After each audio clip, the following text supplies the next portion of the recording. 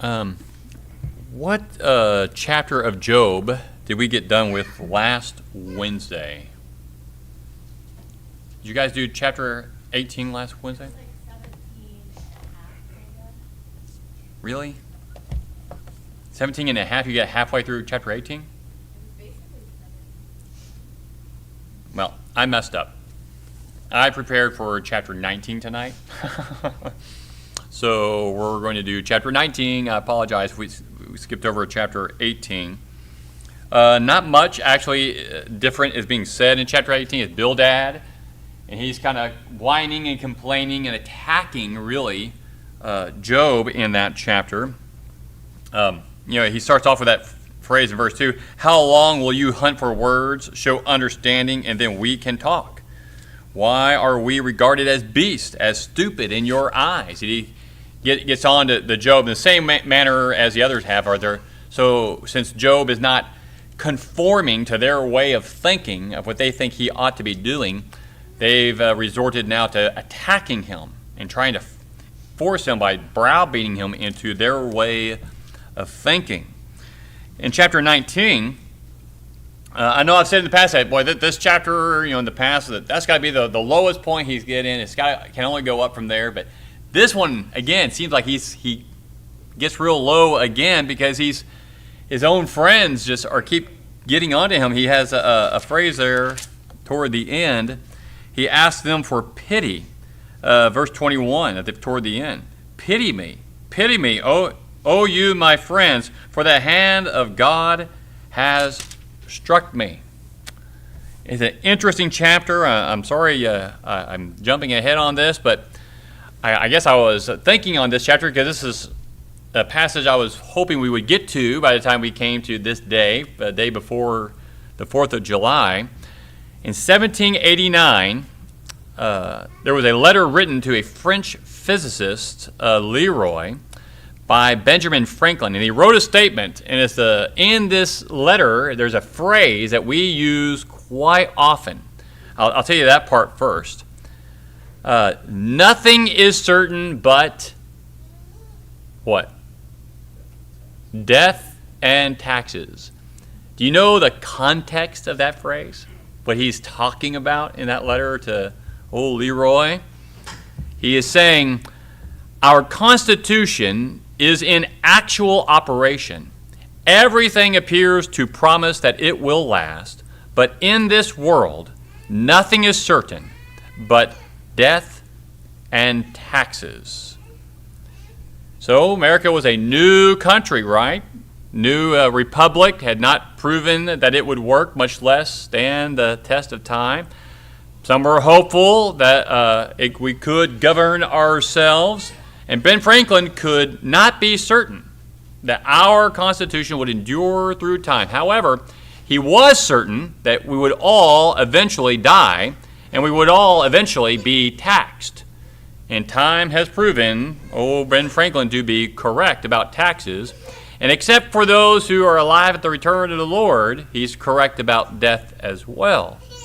He was, however, wrong when he said, nothing else is certain there. Nothing is certain. It is our nature to have doubts. Would you agree with that? Do you think Job is doubting? No? I would say he is. I know maybe we didn't read through chapter 19, but I think he is. We'll hit on a few of the passages, but let's look back at others. Are there any other great men of faith in the Bible who ever doubted?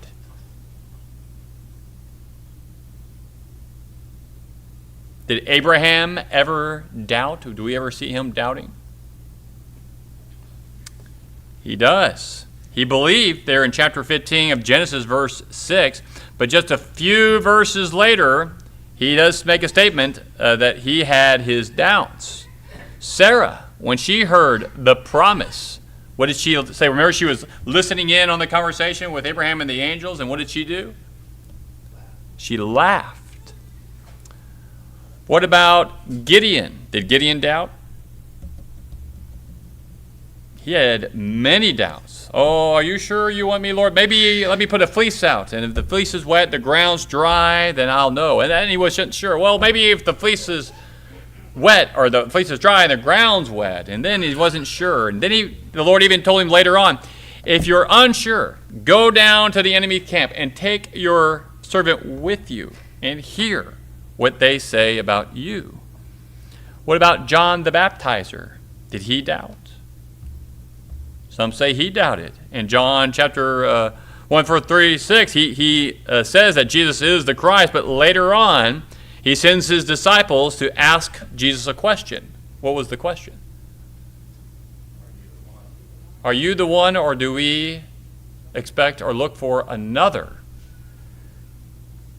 And then there's Peter. He doubted. Do you remember where he doubted? There's actually a few places where you could possibly say he doubted, but there's one pretty significant one. What's that?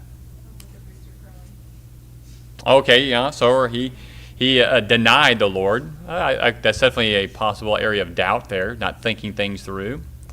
Not the one I'm thinking of. There's another one, a little bit more significant on as far as doubting goes. Definitely lost some trust, doubted his position there, so yep. What about Acts chapter 10? Remember that situation? Where the Lord brought down that sheet with all the animals. He said, Peter, arise, kill and eat. Oh, not so, Lord. Nothing unclean has ever entered ever touched my lips. And then what did God tell him?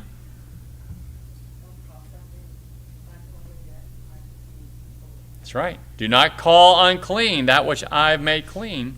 And this happened 3 times. And he said no each time. He doubted God. What did God want him to see in that passage? All people are clean. It's time to take the gospel, the good news, to the Gentiles. Doubts are common. We wrestle with doubts, and those things can be unsettling. But what do we know? What do you and I know for certain? What do we know for certain?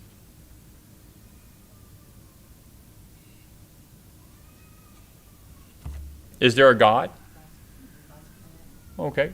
God's plan for us. There is a God. What else? What do you know for certain? Jesus is going to come again. That's right. Very true. And if we really believe that, will we prepare for that day? That's right. We would prepare. If we really believed it, we'd get ready. But many say they believe that, but are they getting ready for that day? I think Job is a prime example of someone who is struggling with doubts. And in his struggle, he would ultimately determine what he knew for certain. His certainty about his Redeemer would sustain him and lead him through this horrible ordeal that he finds himself in. For 18 chapters leading up to this, Job has struggled. He's wrestled with, why all these horrible things are happening to him. Even though he was an upright, God-fearing man, but he was not immune from experiencing tragedy. So without warning, he loses all his possessions. He loses his family. His wife rejects him. His friends turn out to be no good friends at all. And after 1 week of silence, they began to accuse him harshly of committing sins that resulted in God punishing him. So he says here in chapter 19, look at verses 13 and 14. He says, my acquaintances are completely estranged from me. My relatives have failed, and my intimate friends have forgotten me. And his grieving wife previously asked him, why he was holding on to his integrity. What did she tell him to do? Curse God and die. And then verse 17 here in chapter 19. His very breath, he says, was offensive to his wife. Oh, man. I think the relationship is straining there. So here he is. He's on the ash heap. He's in this horrible physical, emotional pain. In verses 20 and 21, my bones clings to my skin and my flesh, and I have escaped only by the skin of my teeth. Pity me, pity me. Would you say his spirit is broken?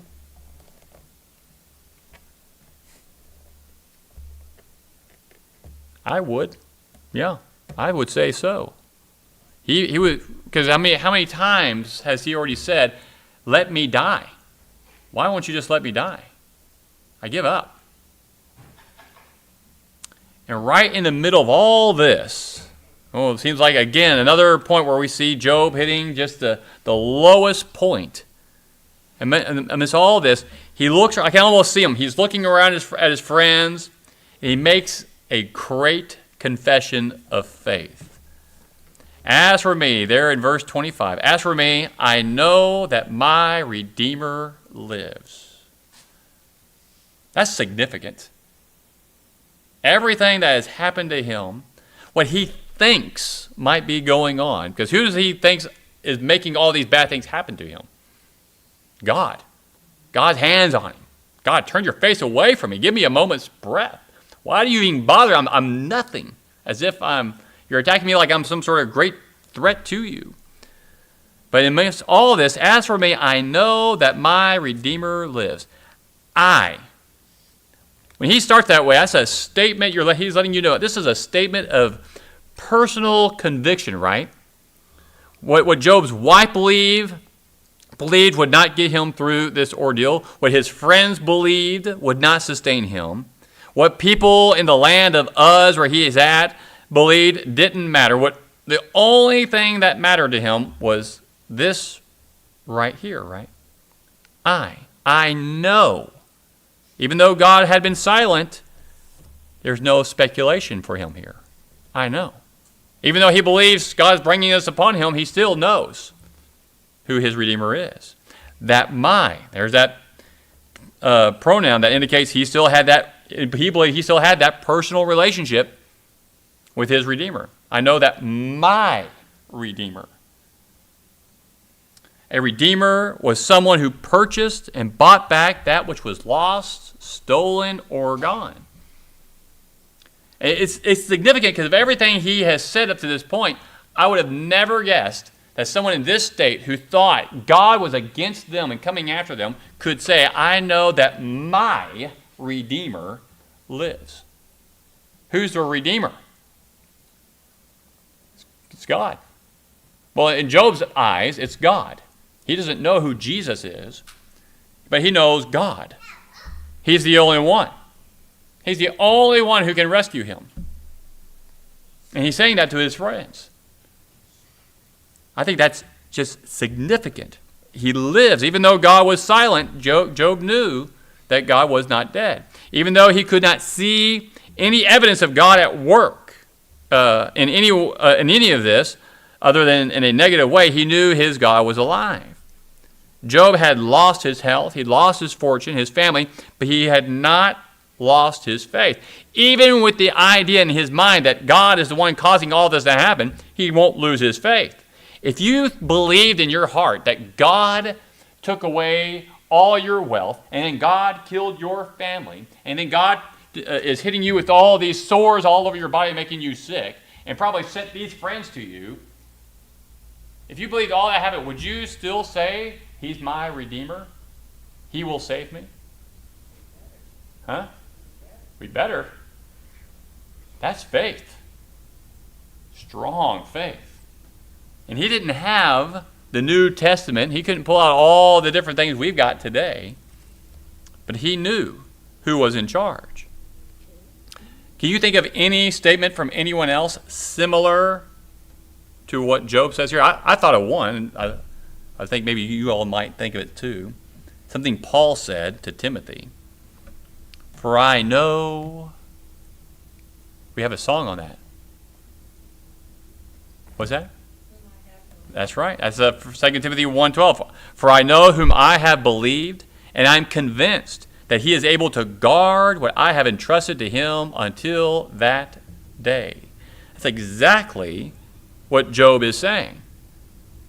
do we believe that? Is our faith so strong that we could, in the state that Job found himself, could we have that same faith as Job?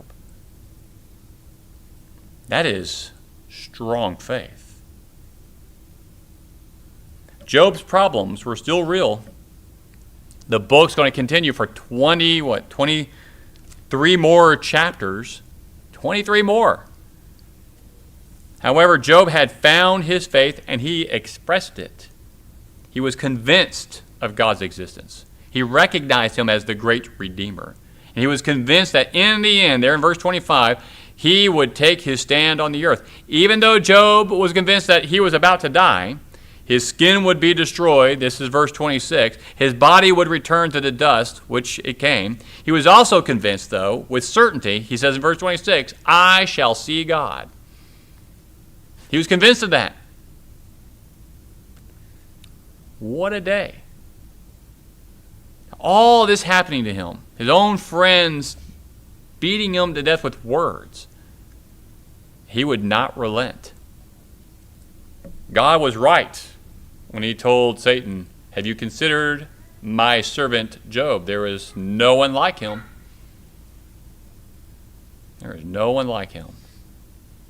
That is amazing. We sometimes wonder, let's do a little pew packer. Who was the two men who never saw death in the Bible? Simon? Who? Not Simon. Who was the one who's now? Solomon? Yeah, Solomon. No, he died. How about Elijah? Oh, I'm not sure. Okay, who else? Who's the other one? Adults? Who's the other one? Enoch. He was not, for God had taken him. I wonder if this was the kind of faith he had. What we see here in Job. You know, some people place the book of Job during the time of Judges. After the flood. I sometimes wonder, maybe it does belong over there before the flood. That he may have been pretty close to the timeline of Adam. Definitely with the timeline of Methuselah and others, he could have known them. And maybe that's why his faith was so strong that he talked with Adam. He had to talk to the man who was never born. He was just made. But this is one of the reasons why I love the book of Job.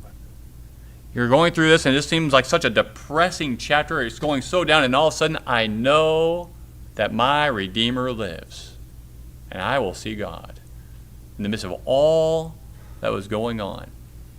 Do we ever find ourselves looking around at our lives, or maybe at our country, at the world, and think there's just no hope? What gets you through the day? Faith. God's in control. God's in control.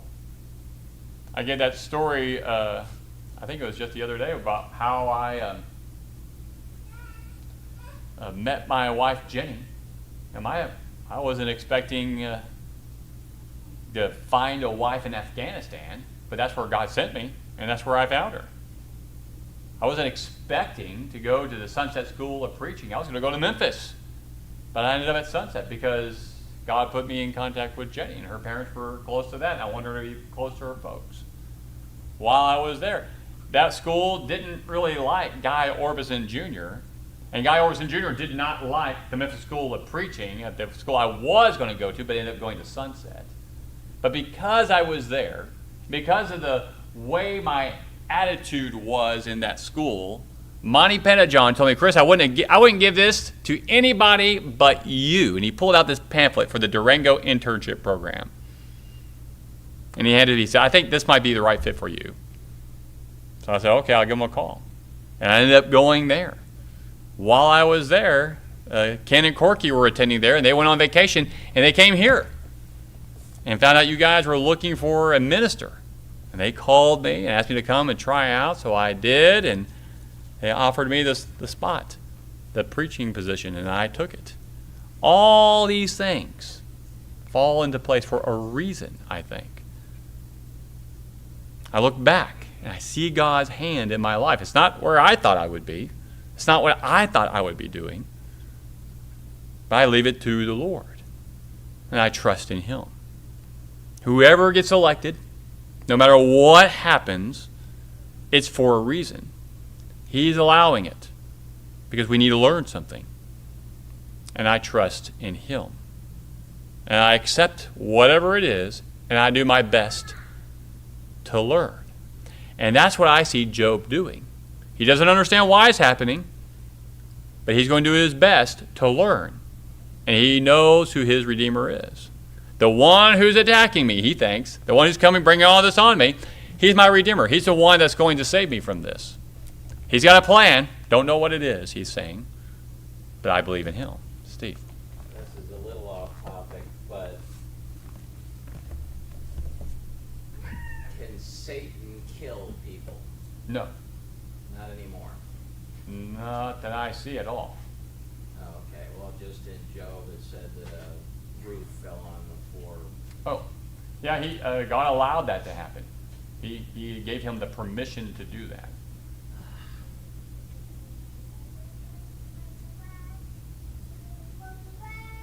That's good to know. But with Job, remember, he gave him a specific, you can take his health, but not his life. He would not let him do that. Brothers weren't happy about that, I bet. Well, they went to a better place. I'm convinced that they all went on to heaven. That's why I usually sometimes joke from the Gospels with Lazarus. You know, he was how many days in the tomb, dead? 3 days, or 4 days, I'm sorry, 4 days. 4. Is it 3 or 4? But he's good and dead. And then Jesus brings him back. He had to have wiped his memory. Because how horrible would it be to be in the Hadean realm knowing you're going to heaven and then to be brought back to earth? That would be tough. That would be tough. Alex. What do you think of verse 26 where Job says, even after my skin is destroyed, yet from my flesh I shall see God? I just see that as him being poetic, that he is going to see God at work in all this. He doesn't see it right now. He doesn't understand it, I think, is what he's saying. But he will know. And I think that's what he's saying. I'm going to see God in all this. I think he thinks it's God coming down upon him, but I think he's doubting that. He's unsure. He's doubting a lot of things. The one thing he knows for certain is that God is his Redeemer. I think that's all he's saying there. I think he's just being poetic, like he's been in the many other ways. You got a thought on that? Because I found that one to be a very difficult verse. Yeah, I think it's a continuation of his thought in verse 25, where as for me, I know that my Redeemer lives. At the last, he will take a stand on the earth. Even after my skin is destroyed, yet from my flesh, I shall see God. I think he's looking into the future. I think he's talking about the day that Christ returns, and all those that are dead and buried will rise up and meet him in the sky. I feel like, but it's an interesting way to put it, because it says, yet from my flesh I shall see God. That's tough. That's tough to know. Well, and if you pull out different translations, the English translation, they're all very different. They change up the wording and the order of the words. That's why I kind of observed the Passover on that, I have to admit. It's a hard one. I don't know. My only guess on that, if someone had brought it up, was I was going to simply say what I did, that I think he's being poetic and that he's going to see God in all these things. But that's a hard one. I don't know. It speaks of Job's confidence in God being able to save his flesh, even though it is so destroyed. Oh, in the current state, that God will bring it back. That God has the power to do that because he lives and he can restore. And that would fall, again, in the line of him actually seeing God working things out in a way that is more consistent in what he knows God to be. But again, that's a tough one. That's what we glean from the way the New American Standard puts it. I didn't write them all down, but there are several that are vastly different in the wording, and I just got to a point where I was like, I don't know. Maybe when I get to heaven, I'll say, Job, what do you mean? He'll probably just say, does it matter anymore, Chris? No. Good question, though. That's good that you caught that. I was hoping nobody would. All right. Anything else on that? I know that my Redeemer lives. There in verse 29, or let's start at verse 28 and 29. He's talking to his friends, if you say, how shall we persecute him? And what pretext for a case against him can we find? Then be afraid of the sword for yourselves. For wrath brings the punishment of the sword, so that you may know there is judgment. What is he saying to those three friends? He said, better not cast blame, because you might have blame for yourself, you know. And that judgment will be upon That judgment you. is going to be on you. That's right. They're trying, because what evidence do they have? I mean, the only evidence they could possibly get is whatever Job says, and Job is pleading for pity from them. And what will God do to you when he comes and he brings this judgment on you? And of course, we do know that the Lord will tell Job, make sacrifice for your three friends. But just the three, not that other one, the one I don't like. He doesn't get sacrifice. We'll talk about that when we get there. Any other comments or questions on the passage? All right.